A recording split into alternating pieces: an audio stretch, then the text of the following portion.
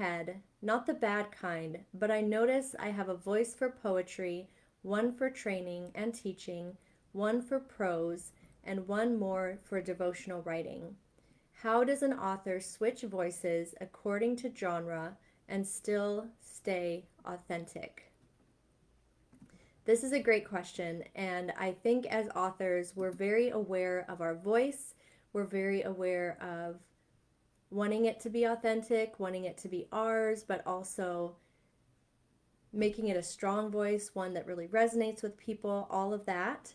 And so I found two articles that I'll share with you, Pat, and they were both written by the same author, which is really helpful. So it kind of gives you, I'll put them in the comments right now, actually.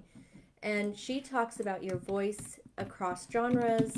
And then she has another article called Solving the Riddle of Voice. And I'm going to just read some excerpts here because when I found her article, I resonated with it and I agree with it. So here we go. In the first article, Voice Across Genre, in Solving the Riddle of Voice, which is the other article I'll mention, I define voice as an accumulation, a distillation of you, the writer, your topics, word choice, word order, sentence structure, and rhythm. A voice is best understood when we observe a writer's work across multiple genres and formats. As both writer and reader, we are privy to the nuances and growth of a writer's voice. No matter the costume change, so like the genre change, with or without embellishment, it's still you, the writer. And the reason I read these quotes, Pat, is that in your question, it sounds as though you're struggling with wondering if your voice is authentic, even though it's slightly changing between the different genres. And I think these quotes really speak to the fact that yes, we probably can hide our voice less than we think we can. And it makes sense that maybe your word choices, maybe the style of writing will change genre to genre because each genre has different standards and constraints. And so it will shift. But my gut is that beneath that, it's still you, it's still your voice, your insight, your perspective. And so honestly, I wouldn't worry too much about those slight shifts between genre because I would argue that your voice is probably the same underneath. Now, Pat, if you hear that and you think, no, my voice is radically different, feel free to, in the comments, kind of unpack that for us and share more of what you're feeling.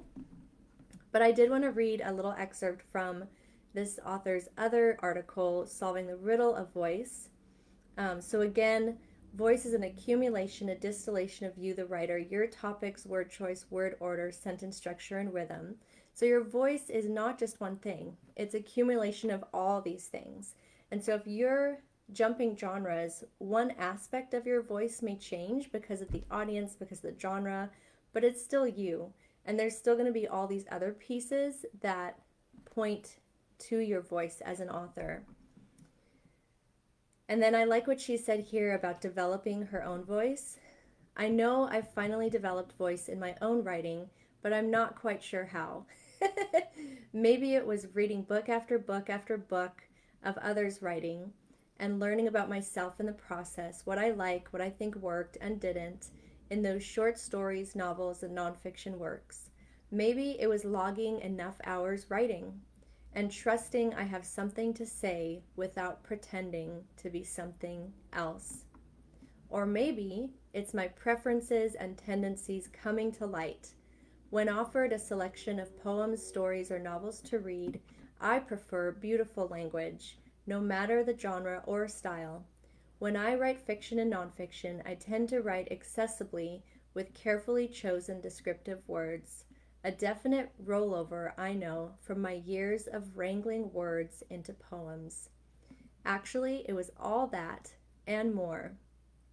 Voice is not simply a single layer in the writing.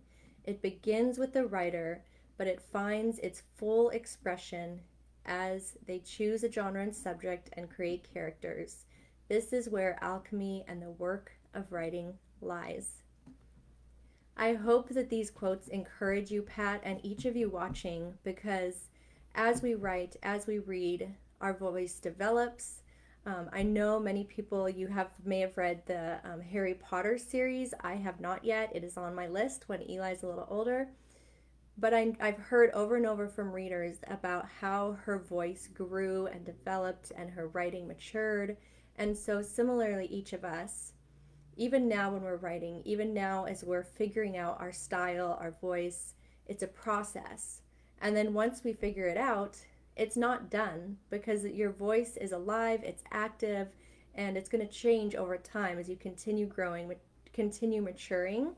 So I think, Pat, my encouragement for you is not to worry too much about those shifts between different genres. Realize that it's probably because the audience is shifting. You're realizing that you have to use different language or tone to that audience within that genre. And so I would give yourself grace and just keep writing and seeing how your voice grows and develops and crosses over between those different genres. Because that's part of the exciting thing of writing, is figuring these pieces out, discovering more about ourselves and others. That was a great question. I had so much fun researching that and thinking through